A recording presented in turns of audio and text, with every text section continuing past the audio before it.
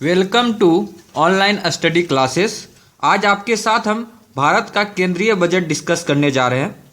तो इसका सबसे पहले हम लोग इतिहास जानेंगे कि भारत का केंद्रीय बजट का क्या इतिहास है, उनके बारे में थोड़ा जानेंगे, क्योंकि उनसे बहुत सारे क्वेश्चन पूछे जाते हैं आपके एसएससी के एग्जामिनेशन में, बैंकिंग से रिलेटेड एग्जामिनेशन में। तो उस इतिहास को पहले एक बार देखेंगे, रिव्यू करेंगे क्या है उस इतिहास में, कौन कौन से इंपॉर्टेंट क्वेश्चन है, उन सारे क्वेश्चन को डिस्कस कर देंगे। उसके बाद जाकर जो है हम आम बजट जो 2017-18 है, जो कि दिनांक 1 फरवरी 2017 बुधवार के दिन को प्रस्तुत किया गया था वित्त मंत्री अरुण जेटली के द्वारा, उसको हम जो है लास्ट में डिस्कस करेंगे। उस आम बजट की विशेषताएं बताएंगे आपको कि क्या क्या विशेषताएं आम बजट 2017 का। तो ये सब चीज़ हम डिस्कस करेंगे इस लेक्चर में। अगर आप इसको स्टार्टिंग से लेकर अंतिम तक देखते हैं तो आपको बहुत सारे चीज़ की जानकारी मिल जाएगी, और आपका जो है हम कहते हैं कि 1 या 2 क्वेश्चन जो आते हैं बजट से रिलेटेड, भारत के केंद्रीय बजट से रिलेटेड, वो क्वेश्चन आप आसानी से सॉल्व कर पाएंगे। इसलिए आप लोग जो है स्टार्टिंग से लेकर अंत तक जो है इस लेक्चर को जरूर रूप से देखिए, ठीक है, और शेयर करना मत भूलिएगा, अच्छा लगे अगर लेक्चर तो। चलिए स्टार्ट करते हैं। पहले बता देते हैं भारत का जो ये केंद्रीय बजट है, जिसको कि आम बजट भी लोग बोलते हैं, ये बजट जो है एक सालाना बजट है। मतलब साल में एक बार प्रस्तुत किया जाता है। हालांकि ऐसा जरूरी नहीं है कि एक ही बार प्रस्तुत करे, लेकिन कम से कम साल में एक बार जरूर प्रस्तुत किया जाना चाहिए, ठीक है। ये जो है एक मतलब कह सकते हैं कि मतलब संवैधानिक रूप से ये बंधा हुआ है कि जो भारत का जब भी केंद्रीय बजट प्रस्तुत होगा तो उसमें जो है डिस्कशन भी होना बहुत जरूरी है। मतलब डिस्कस कर कर जो है आपको आम बजट को पारित करना है। तो कहाँ पर जो है भारत के केंद्रीय बजट की बात की गई है? अगर आप भारत के संविधान को पढ़ेंगे तो भारत के संविधान के अनुच्छेद 112 में, आर्टिकल जो 112 है, इसमें आम बजट की बात की गई है, भारत के केंद्रीय बजट की बात की गई है। ये बजट करता क्या है? ये बजट से क्या चीज की जानकारी मिलती है? इस बजट से एक रोड मैप मिलता है, एक मतलब क्या कर सकते हैं, एक व्यू मिलता है कि पूरे एक साल में क्या क्या काम किया जाएगा इस सरकार के द्वारा। सरकार अपना जो है एक मिशन तय करती है कि इस जो वित्तीय वर्ष आने वाला है, इस वित्तीय वर्ष में हम क्या क्या करेंगे इस देश के लिए। तो उस चीज का एक पूरा बायोडाटा, एक पूरा कह सकते हैं रोड मैप जो है सरकार संसद के सामने प्रस्तुत करती है, उस पर डिस्कशन करती है, और उस पर जो है बहस चलता है, बहुत रंग की बातें चलती रहती है, जो कि आप लोग 1 फरवरी 2017 के दिन भी आप लोग लाइव जो है बहुत सारे चैनल्स, आज तक है, बीपी न्यूज है, डीडी न्यूज है, बहुत सारे चैनल्स पर जो है लाइव बजट दिखाया जा रहा था, और उस पर आप लोग देखे होंगे कि बहुत सारी चर्चाएं चल रही थी। तो चलिए स्टार्ट कर, ये बताए, ये आर्टिकल जो 112 जो है भारत के संविधान में भारत का केंद्रीय बजट का बात किया गया है। यह बजट जो है प्रत्येक वर्ष फरवरी के अंतिम कार्य दिवस में भारत के वित्त मंत्री द्वारा संसद में पेश किया जाता है। मतलब हर एक वर्ष जो है ये अभी तक जो जितने बार भी प्रस्तुत हुआ है, तो ये जो है फरवरी के अंतिम कार्य दिवस में, यानी कि 28 फरवरी को या 29 फरवरी को ये जो है वित्त मंत्री के द्वारा, भारत के वित्त मंत्री के द्वारा संसद में पेश किया जाता है। हालांकि इस साल जो 2017 का बजट आया वो 1 फरवरी को ही प्रस्तुत कर दिया गया, मतलब 1 महीना बिफोर। इसका मतलब क्या है कि जो भारत के जो वित्त मंत्री हैं वो काफ़ी कॉशस है कि जो अगला वित्तीय वर्ष जो स्टार्ट होने वाला है 1 अप्रैल 2017 से, आप लोग जानते हैं कि भारत का वित्तीय वर्ष 1 अप्रैल से स्टार्ट होता है, तो 1 अप्रैल 2017 से तक में जो है इसको जो भी प्रोसेस करना पड़े इस 2 महीना के अंदर में, फरवरी फुल मंथ है, फिर मार्च पूरा महीना है, ये 2 महीना के अंदर जो जो उन्होंने सोचा है कि अगले वर्ष उसे इम्प्लीमेंट करना है, तो उन्हें 2 महीने का टाइम दिया गया है हर एक डिपार्टमेंट को। जैसे रेलवे डिपार्टमेंट है, और भी बहुत सारे, जैसे कृषि का डिपार्टमेंट है, बहुत सारे डिपार्टमेंट है भारत सरकार के अंदर, सारे डिपार्टमेंट में का बजट आया हुआ है। तो उन सारे डिपार्टमेंट्स में जितना भी बजट देना है, उसे जितना काम करना है, उसको जो है पहले से ही सूचना दे दिया जा रहा है कि आपको जो है अगले वर्ष तक में क्या क्या चीज़ का, आपका क्या क्या मिशन है। इसलिए 2 महीने का टाइम दिया जा रहा है ताकि जो है अच्छे से 1 अप्रैल के दिन से वो कार्य को सुचारू रूप से किया जा सके, ठीक है। तो अभी तक हालांकि ये तो मतलब कह रहे हैं कि 1 फरवरी को आपका बजट प्रस्तुत कर दिया गया 2017 का, लेकिन ऐसा जो अभी तक चलता आ रहा था कि फरवरी के अंतिम कार्य दिवस में भारत का वित्त मंत्री द्वारा संसद में बजट पेश किया जाता था। हालांकि जब वित्त मंत्री नहीं रहते थे तो उस केस में भारत के प्रधानमंत्री ने भी कितनी बार बजट को पेश किया है संसद में। भारत के वित्तीय वर्ष का शुरुआत जो है आपको बताया जैसा कि 1 अप्रैल से शुरू होता है भारत का वित्तीय वर्ष का शुरुआत, और 1 अप्रैल से पहले जो है भारत का केंद्रीय बजट प्रस्तुत करना बहुत ही ज़्यादा जरूरी है। 1 अप्रैल से पहले आपको किसी भी हालत में वित्तीय बजट प्रस्तुत करना है, यह संविधान कहता है, ठीक है। तो उसके पहले आप 1 महीना या 2 महीना पहले भी अगर प्रस्तुत कर देते हैं तो और अच्छी बात है। अब चलिए, जो आपसे पूछा जाता है क्वेश्चन कि जो पूर्व वित्त मंत्री हैं, जो कि इंदिरा गांधी के कार्यकाल में उप प्रधानमंत्री भी रह चुके हैं, पूर्व वित्त, उस समय ही उसको जो है वित्त मंत्री का भी मतलब भार सौंपा गया था। इंदिरा गांधी उस समय प्रधानमंत्री थी और उप प्रधानमंत्री जो है मोरारजी देसाई जी थे, और वित्त मंत्री का भी इनको भार था। तो जो पूर्व वित्त मंत्री मोरारजी देसाई है, उसने अभी तक का सबसे ज़्यादा 8 बार जो है बजट प्रस्तुत किया है। टोटल 8 बार ये पूछा जाता है आपके कंपटीशन में कि टोटल अभी तक में सबसे ज़्यादा बार 8 बार बजट किसने प्रस्तुत किया है, कौन से वित्त मंत्री ने प्रस्तुत किया है। तो ये प्रस्तुत किया है मोरारजी देसाई ने। मोरारजी देसाई ने अभी तक का रिकॉर्ड जो है 8 बार बजट प्रस्तुत किया है।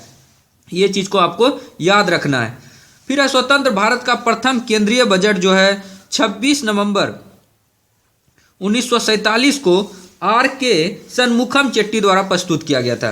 तो ये बहुत ही इंपॉर्टेंट, मतलब कह सकते हैं कि इसको तो 15 से 20 बार इनका नाम पूछा जा चुका है अभी तक में एसएससी में।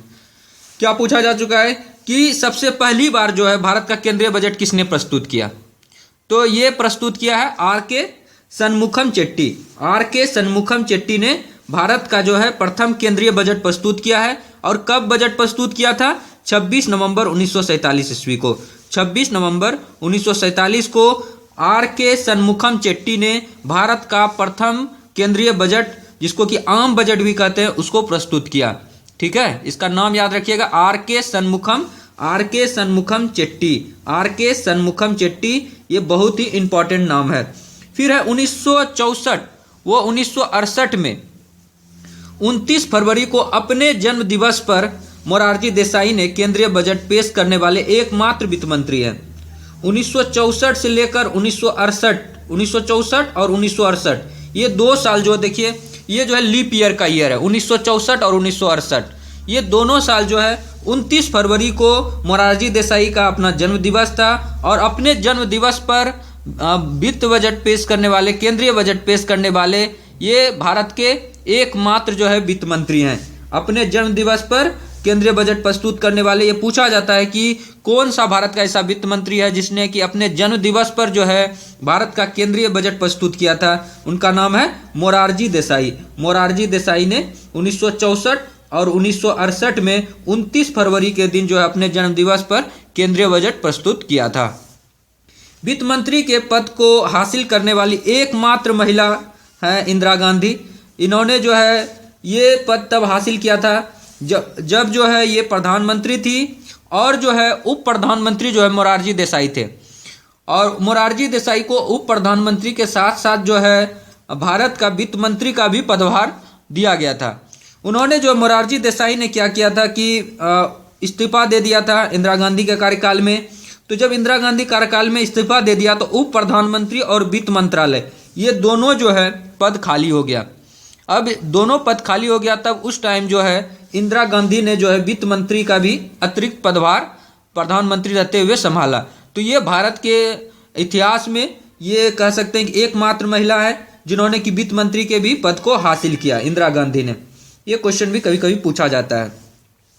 कहता है वित्त पोर्टफोलियो को हासिल करने वाला राज्यसभा के पहले सदस्य, कह सकते हैं कि वित्त मंत्रालय को हासिल करने वाला राज्यसभा का पहला सदस्य जो है, राज्यसभा का पहला सदस्य जो है वो थे प्रणब मुखर्जी। हालांकि अभी जो अरुण जेटली है वो भी राज्यसभा से ही सेलेक्ट होकर आए हुए हैं, लेकिन जो वित्त पोर्टफोलियो है, जो वित्त मंत्रालय है, वो हासिल करने वाला राज्यसभा का पहला सदस्य जो था वो अभी के वर्तमान राष्ट्रपति श्री प्रणब मुखर्जी हैं, जिन्होंने कि 1982 से 83, 1983 से 84, 1984 से 85 के वार्षिक बजट को भी प्रस्तुत किया। तो कब कब किया है? ये याद रखना इम्पॉर्टेंट है, क्योंकि आपके एग्जामिनेशन में पूछा जा सकता है कि 1982 से लेकर 1985 तक किसने जो है भारत का केंद्रीय बजट प्रस्तुत किया। तो ये प्रस्तुत किया है प्रणब मुखर्जी ने। कब कब किया? 1982 से 83, 83 से 84 और 84 से 85। तो ये देखिए लगातार जो है कंजिक्यूटिव 3 इयर्स जो है प्रणब मुखर्जी ने भारत का केंद्रीय बजट, वार्षिक बजट प्रस्तुत किया है। ठीक है, चलिए और आपको बताते हैं कि कब कब जो है किस किस ईस्वी में किसने जो है बजट प्रस्तुत किया, वार्षिक बजट प्रस्तुत किया, जो कि कुछ इंपॉर्टेंट है उनके बारे में डिस्कस कर रहे हैं आपसे। 1987 से लेकर 1988 ये जो 1 साल का जो बजट है ये राजीव गांधी ने प्रस्तुत किया था। इस बजट को प्रस्तुत किया था संसद में। 1988 से 1989 ND तिवारी ने किया था। फिर 1989 से 1990 ये SB चौहान ने किया था।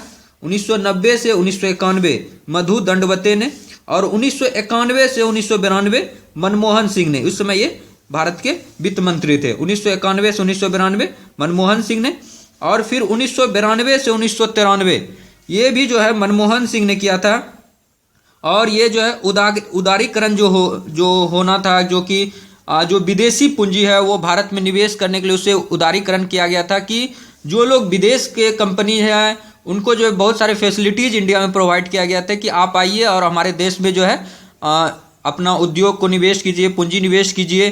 ठीक है, इंफ्रास्ट्रक्चर आपको हम प्रोवाइड करते हैं, आप लोग आइए और आराम से बिजनेस कीजिए। तो इस तरह का उदारीकरण जो है किया गया था 1992 से 1993 में। उस समय जो है मनमोहन सिंह ने बजट प्रस्तुत किया था। फिर 1996 से 1997 का बजट जो है पी चिदम्बरम ने प्रस्तुत किया था।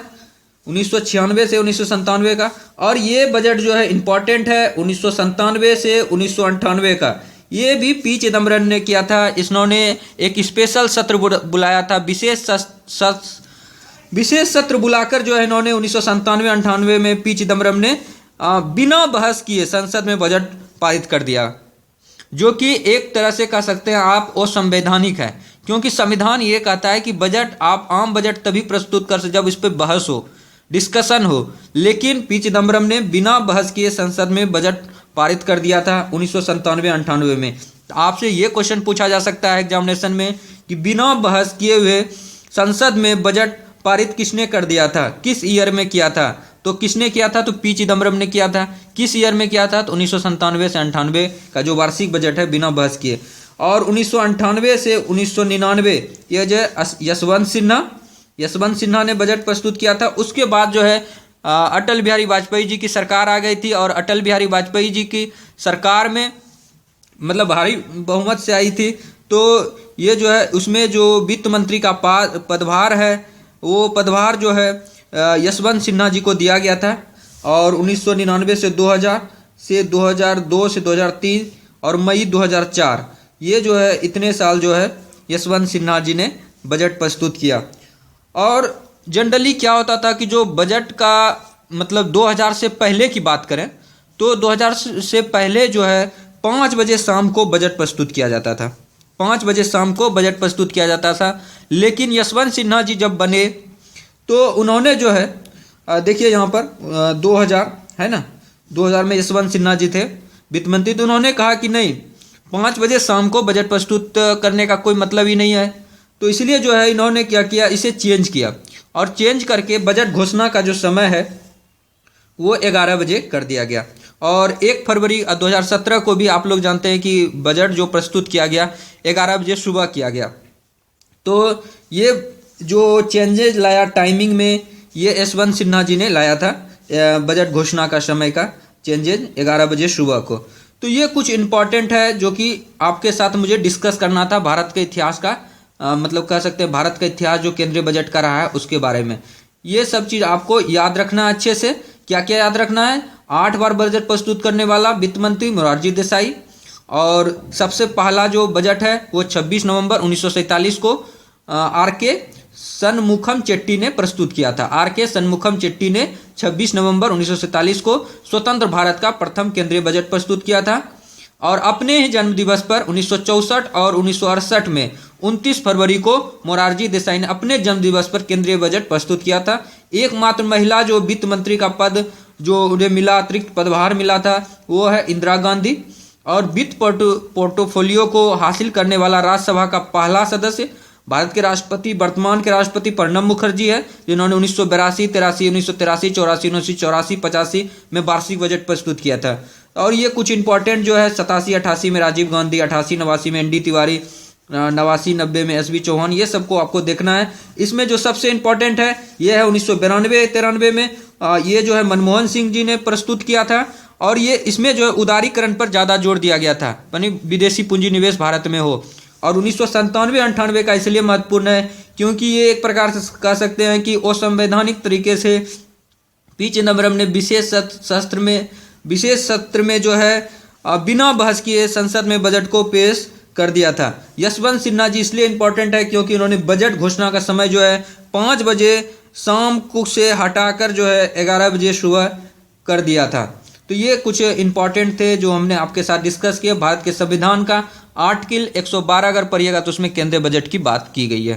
तो चलिए अब आम बजट 2017-18 के बारे में डिस्कशन करते हैं। आम बजट 2017-18 ये जो है कई मायनों में इंपॉर्टेंट है, एक प्रकार से सोचिए, क्योंकि देखिए इस साल का जो बजट है वो 1 महीना पहले जो है प्रस्तुत किया गया है।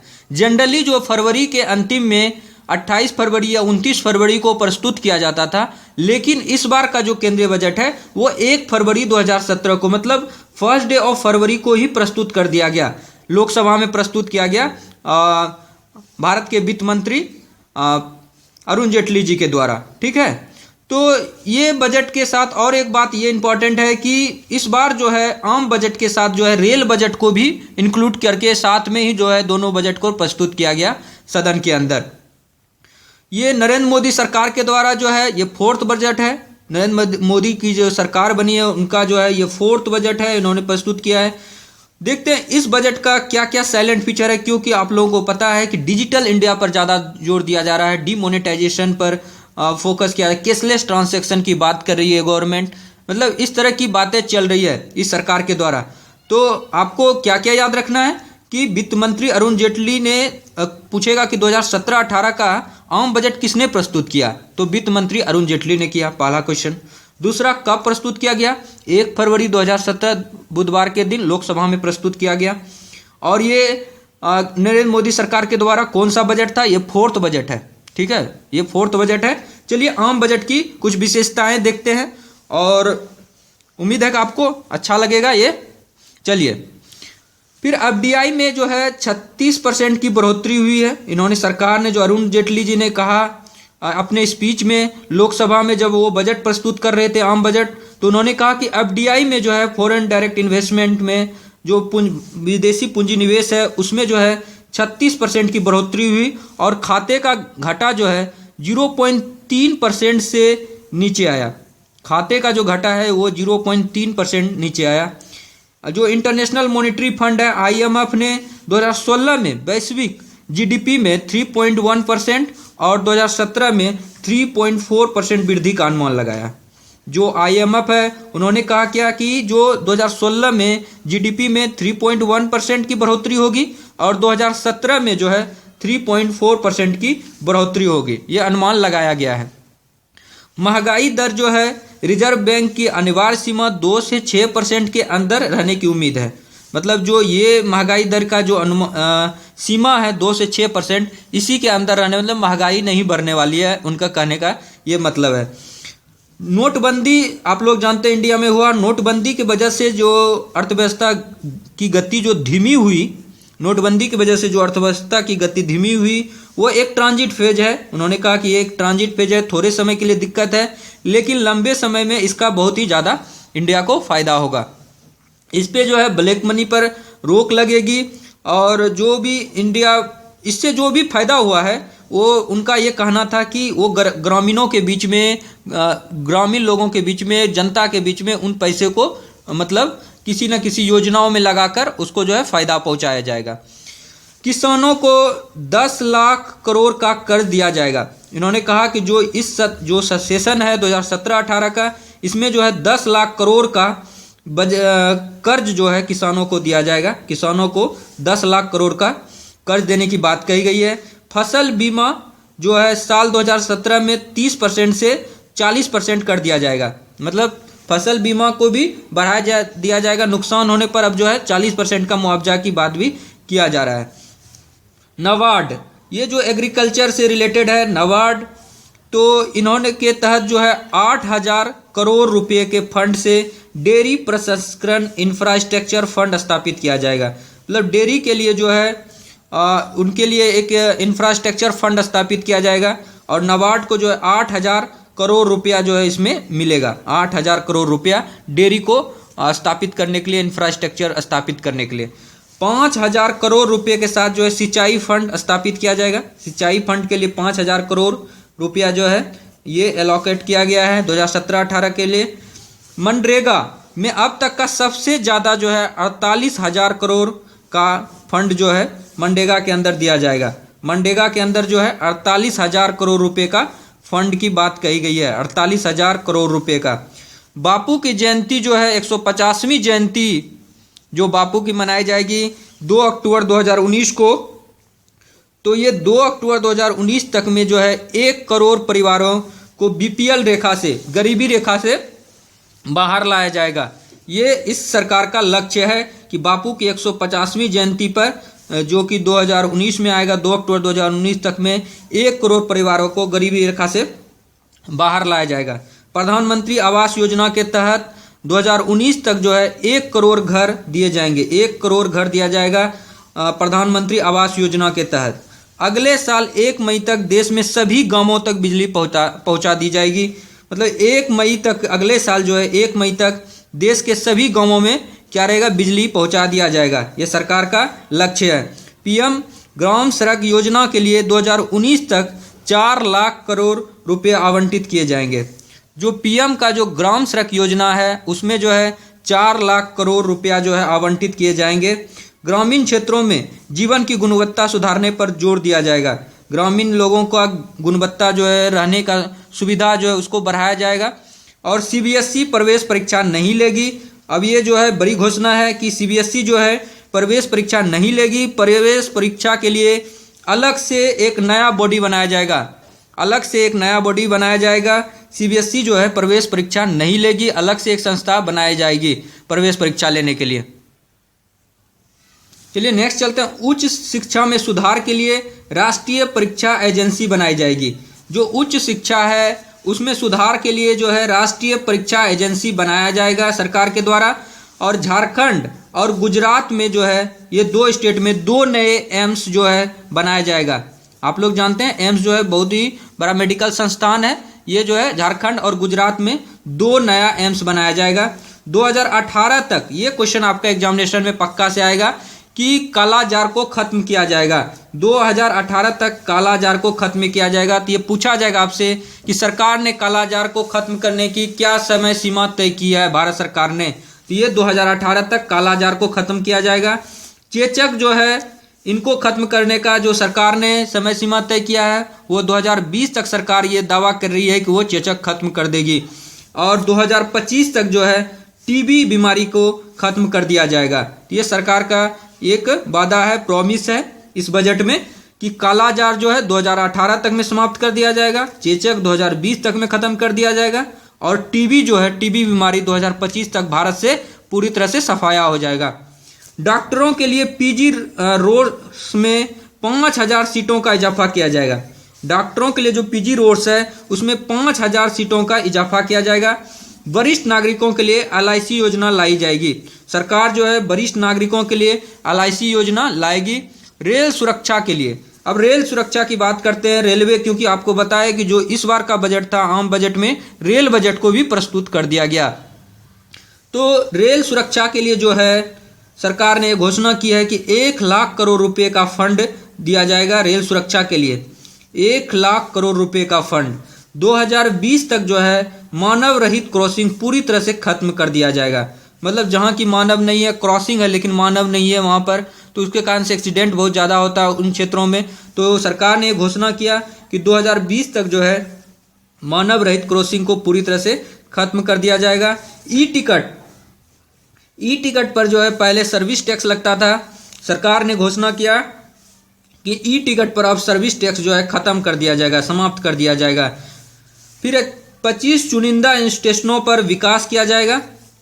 3,500 किलोमीटर जो है नई पटरी बिछाने का लक्ष्य है सरकार का इस साल में। नए बजट सत्र में 17-18 में पर्यटन व तीर्थ स्थलों के लिए अलग से ट्रेनों भी चलाई जाएंगी। पर्यटन के लिए, तीर्थ स्थल के लिए अलग से ट्रेन भी चलाया जाएगा। 2019 तक सभी ट्रेनों में बायो टॉयलेट लगाए जाएंगे। जितने भी ट्रेन हैं सभी ट्रेन में बायो टॉयलेट लगाने की व्यवस्था की जाएगी, ये 2019 तक। अब छोटे शहरों में भी पीपीपी मॉडल से एयरपोर्ट बनाए जाएंगे। एयरपोर्ट बनाने की व्यवस्था है पीपी मॉडल से छोटे शहरों में। और महिला कल्याण के लिए 1.86 लाख करोड़ रुपए का फंड दिया जाएगा।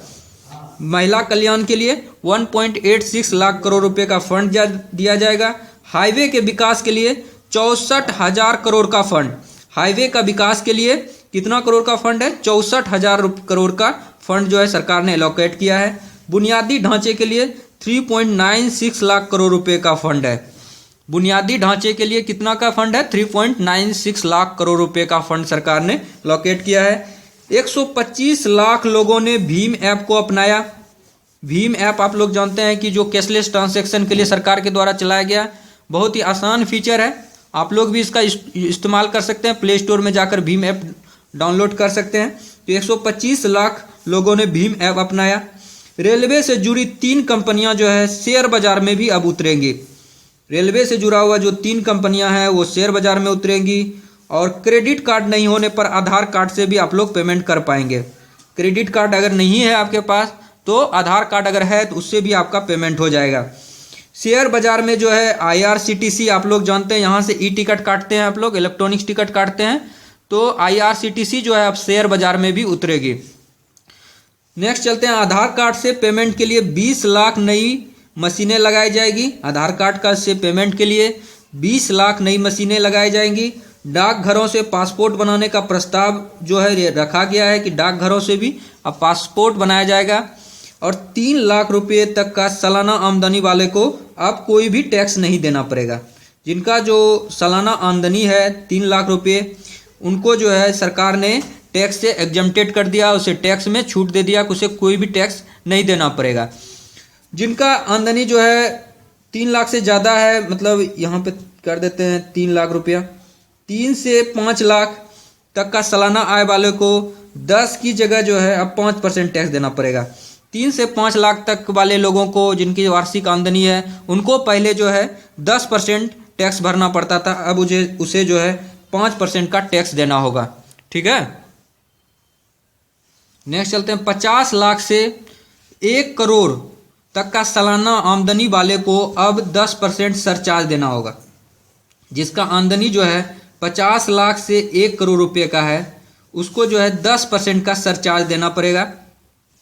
1 करोड़ से ज़्यादा सालाना आमदनी वाले को 15% का सरचार्ज जारी रहेगा। जितना मतलब लग रहा था उसको 15% का सरचार्ज लग रहा था वो जारी रहेगा 1 करोड़ से ज़्यादा वाले को। लेकिन 50 लाख से 1 करोड़ तक के सालाना आमदनी वाले को अब 10% का सरचार्ज देना पड़ेगा। जो राजनीतिक दल है, पॉलिटिकल पार्टी है, राजनीतिक दल अब किसी व्यक्ति से नगद में अधिकतम 2,000 रुपये ही चंदा ले सकती है। मतलब नगद में जो है कैश के रूप में 2,000 रुपये ही चंदा ले सकती है। बाकी जो आप लोग कोई और मीडियम से आप लोग दीजिए, लेकिन कैश नहीं दीजिए। डिजिटल ट्रांजैक्शन से दीजिए, कैशलेस ट्रांजैक्शन से दीजिए या फिर चेक काट कर दीजिए तो उस तरह से एक्सेप्ट करेगी। लेकिन जो है कैश के रूप में 2,000 रुपये ही चंदा आप लोग राजनीतिक दल को दे सकते हैं मैक्सिमम। 3 लाख से अगर ज़्यादा का केस में लेन देन पर रोक लगा दिया गया है। 3 लाख से ज़्यादा का जो कैश का जो लेन देन है वो नहीं कर सकते हैं आप लोग। 3 लाख से ज़्यादा किसी को कैश में लेन देन नहीं कर सकते हैं। अगर आपको करना है 30 लाख से ज़्यादा का लेन देन तो ऐसे के लिए आपको डिजिटल ट्रांजैक्शन मोड से करने होंगे। आप लोग डिजिटल ट्रांजैक्शन मोड से कर सकते हैं, ठीक है, तो कैश के रूप में नहीं कर सकते हैं। सरकारी जो घाटा है वो 3.2% से कम कर 3% करने का लक्ष्य है। जो सरकार को जो घाटा लगा है उसमें जो है 3.2% से कम करके 3% करने का लक्ष्य है 2017-18 में। मतलब घाटे को कम करने का लक्ष्य बनाया है सरकार ने। और आपको बता दें कि 2000 बजट जो है 2017-18 का जो कुल बजट है वो 21.47 लाख करोड़ रुपए का बजट है। 21.47 लाख। तो ये जो है इतने का बजट है, जिसमें कि रक्षा क्षेत्र पर जो है सरकार ने 2.74 लाख करोड़ रुपया खर्च किया है।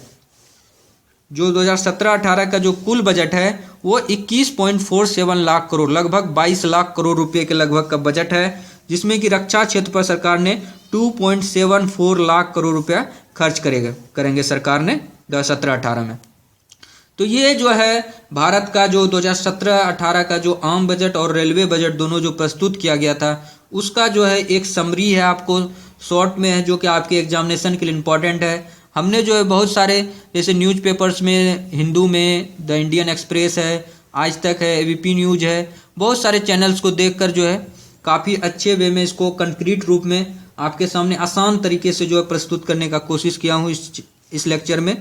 उम्मीद है कि आपको ये लेक्चर बहुत अच्छा लगा होगा, और आप लोगों को अगर ये लेक्चर अच्छा लगा तो आप लोग हमारे चैनल्स, ऑनलाइन स्टडी चैनल्स को आप लोग सब्सक्राइब कर सकते हैं, इस वीडियो को आप लोग लाइक कर सकते हैं, और जितना हो सके इसको शेयर कर सकते हैं। आप लोग जो है सोशल मीडिया के प्लेटफॉर्म पर, फेसबुक पर, ट्विटर पर, इवन क्लासरूम में भी अपने दोस्तों से इस संदर्भ में बातचीत कर जो आप उनके साथ भी इस बात को शेयर कर सकते हैं। तो आप लोगों को कैसा लगा, आप लोग जो है अगर इसमें कुछ और इम्प्रूवमेंट चाहते हैं या कुछ सजेशन देना चाहते हैं तो वो सारे सजेशन आपका वेलकम रहता है हमेशा। आप लोग कमेंट बॉक्स में लिख सकते हैं और मुझे क्या इम्प्रूवमेंट करना चाहिए, और इसी तरह से जो है आप लोग देखते रहिए, और अच्छा लगता है आप लोग देखते हैं, उस पर कमेंट करते हैं, तो वो सब पढ़ते हैं हम, बहुत अच्छा लगता है। बहुत बच्चे बहुत अच्छे कमेंट्स कर रहे हैं, तो इससे जो है काफ़ी मोटिवेशन मिलता है, और भी इसी तरह से वीडियो अपलोड करने का मन करता है। और इसी तरह से आप ही लोग में से बहुत सारे लोगों ने ये आम बजट की भी बात की थी कि सर आम बजट जो प्रस्तुत किया गया 1 फरवरी को, उसको भी आप लोग शॉर्ट नोट्स के रूप में हमें दीजिए। तो इसी तरह से जो आप लोग मांग करते हैं, लेकिन थोड़ा समय दिया कीजिए, 1-2 दिन लेट हो जाता है, 3 दिन, 4 दिन, 5 दिन लेट हो जाता है, तो लेकिन ये चीज़ निश्चित है कि निश्चित रूप से आपके लिए लाएंगे, इसको कोई नहीं काट सकता है। तो thank you so much friend for watching this video. Thank you so much.